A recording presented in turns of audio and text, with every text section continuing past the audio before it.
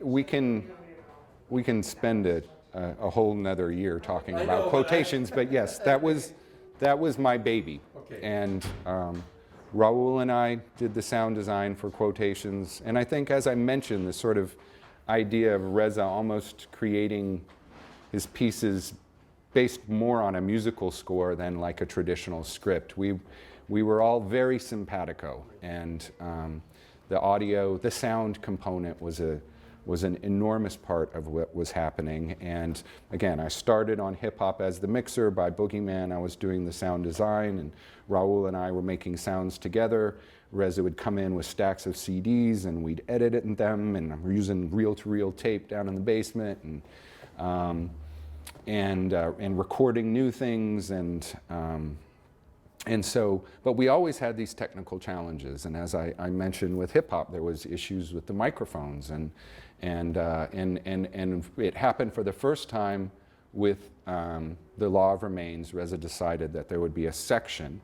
There was that was, I don't know, 10 minutes long. That was all pre-recorded with the actors lip syncing to the vocal recordings, and at the time that, you know, certainly in the sort of queer community, there was a lot, you know, lip syncing was a kind of vogue thing at the time too, and you had Lip Synca and other artists that were, you know, that was their art, and it was kind of amazing, and so in some ways he's borrowing that, but at the same time he's addressing a direct technical concern that it was never loud enough, it was never perfect, and the microphones were the bane of our existence. And here's a funny story for you. You interviewed Raul already. I wanted to ask you to ask him about the tambourverator. And you know what?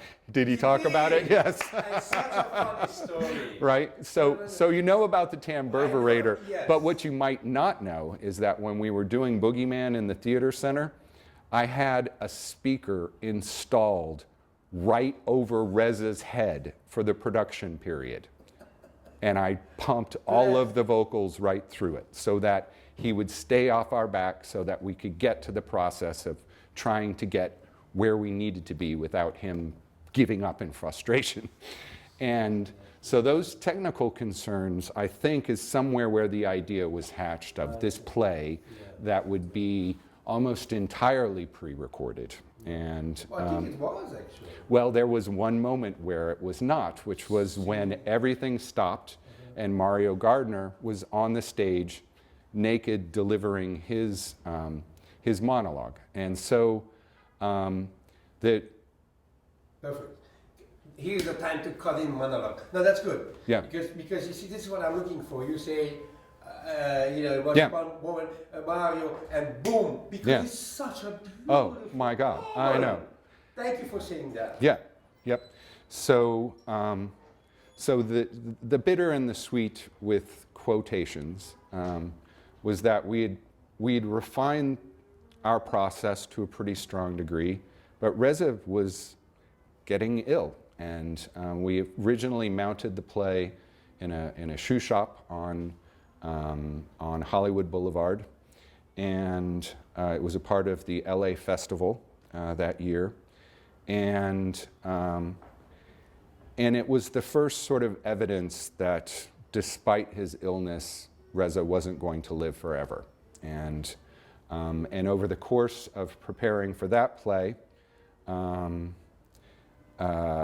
know, he hit a point where, you know, maybe Sandy will talk about this some, but Sandy and I were married at that point, and she was the assistant director on the play, and I was doing the sound design with Raul. And, you know, there was a point where, because of what was going on in his body, he couldn't speak to us for a big portion of the creation of the, you know, the specific technical stuff. And he'd write things down, and Sandy would tell us what, you know, and there was a very different atmosphere and energy to everything, and it was becoming increasingly elegaic, if that's the word, and at the same time, he'd hatched this plan for something sort of amazing that, you know, you never knew what he was going to come up with. And so, you know, the plan was set in motion to kind of pre-record all of the dialogue and then have the actors lip syncing, which I know was hard for the performers because they were locked into a performance. They didn't have the luxury of evolving the performance. So they were locked into a vocal performance that they made before we ever mounted the show. But as a technical thing, it was brilliant. And so, you know, I remember after one performance, for example, there is that moment where, you know, all of the pre-recorded stuff stops and there's Mario speaking his monologue. And after one of the performances, you know, and people are naked on stage, and somebody came up to me and was like, "Where are the goddamn microphones? Like, how, you know, they're all, you know, where are the mics?" And just like, you know, and Mario used his natural voice for that one moment, and that was a deliberate effect. And again, at this point, Reza and Raul and I were in great synchronicity in terms of what we wanted to create. And whereas before with Boogeyman, he'd given us a stack of CDs and you do this and you do that, we had a great deal more luxury to kind of come up with our own suggestions. And he would say, "Oh yeah, that's great, use that here." And so that was, I had been sneaking things in, but I have a lot of my own compositional work in that play.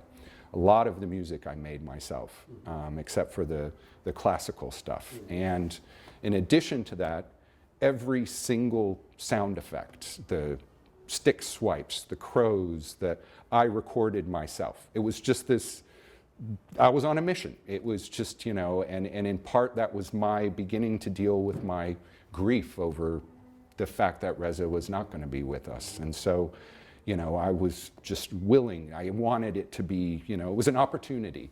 And Reza wasn't shooting it down. He was green lighting things, and they're just like, okay, all right. Oh shit, I know what I want to ask you. Okay. This is great. We covered a lot, and I have a few more minutes. But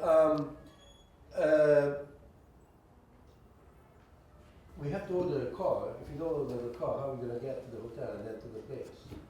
This is what I want to ask you, and then I give you 1 second. I have one more story in relation to the